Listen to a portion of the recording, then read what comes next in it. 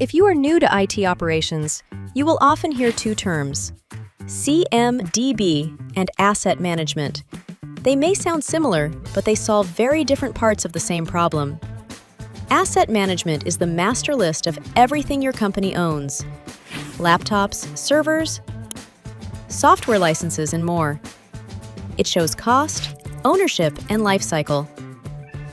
It helps teams plan budgets, replace outdated equipment, and retire what is no longer used. It keeps service quality high by showing where resources are stretched or underutilized. But asset management tells only half the story. CMDB stands for Configuration Management Database.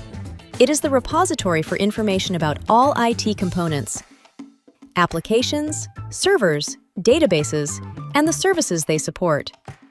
It shows the dependencies that keep your business running. Think of it as the map that shows how technology components connect.